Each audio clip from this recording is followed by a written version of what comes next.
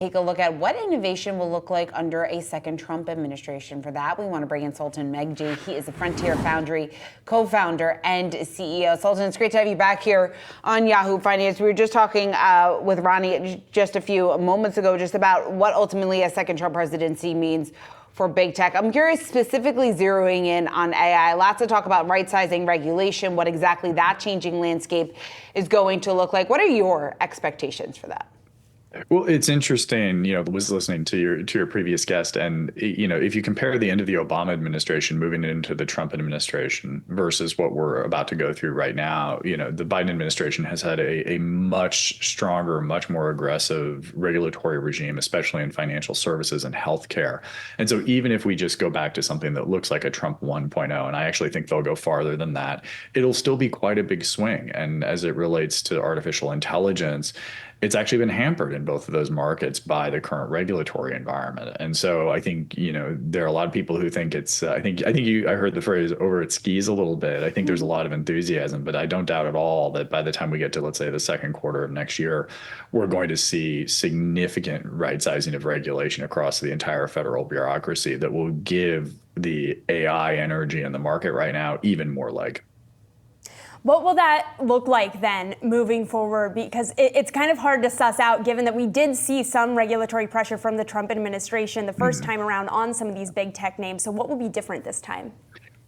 The way I would phrase it is it's going to be much more about using these technologies as growth measures for the economy versus things to be managed. There's been a real sea change in thinking amongst a lot of people in tech, and it's definitely gotten into the Trump campaign and into the Trump transition team, that technologies like artificial intelligence, technologies like crypto are fundamentally things that should be built and sold out of the United States, both for our own use here, but also globally.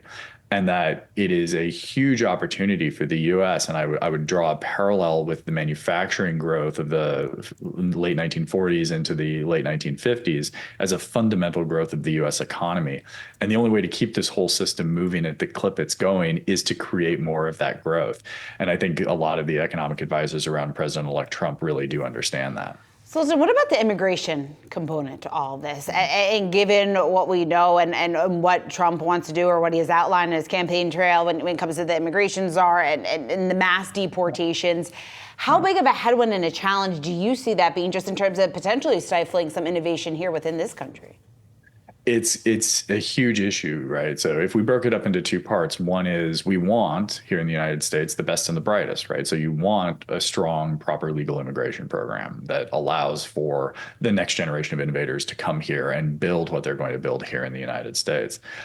The other side of it is within all of the different components of Homeland Security, they've had thousands of jobs open for forever and are having struggles to find them. And so I think, for me, it comes down to what are they actually going to legally be able to do? And then how are they going to execute against that? And again, I think there's a kind of an interesting opportunity for the tech community to help with the immigration program by just making it run more efficiently. There are a lot of great programs out there that I don't think have gone as far as people would like in terms of using technologies to speed up the immigration process, to speed up the management of illegal immigration, to speed up finding things like counter narcotics and fentanyl at the border. And so there's just a huge target of opportunity. And again, I think there's a lot on the president-elect's plate, regardless of what the final makeup of Congress ends up looking like. It just won't go nearly as quickly as I think people want. I'm really interested in that, and we only have a minute here, so I have to pick from the many follow-up questions that are coming to mind for me on that. I guess I wonder, I've heard a lot of folks and founders talking about this idea that tech is going to be the savior here, regardless of what policies are coming into play. And I wonder how you pair that thesis with what we saw from the likes of Elon Musk over the course of the presidential campaign, where we're seeing parts of the tech world moving closer to the policy world. How are you thinking about that? There is a fundamental pragmatism that exists now within the tech community that I don't think has been there for quite a while. There is just only it's almost like a zero-sum solution, right? You are either going to grow or you are going to fail. And that is the thesis of a lot of tech companies right now, especially with the post Silicon Valley Bank collapse and this kind of reframing of what venture capital looks like. that entire conversation has changed. And I think there's a tremendous pressure on the entire tech community to show direct value in a really short amount of time. A 3-year billion-dollar investment that doesn't show anything isn't going to cut it anymore. It's okay, I put $1 in this year, I'd better have $3 of ROI out next year. And that realism, I think, is the real pressure we're seeing here. All right, Sultan Meghji, thank you so much. Come back so that we can talk to you about the debt ceiling next time and other things too. Really Absolutely. appreciate it. Thank you Great so to see you much. guys.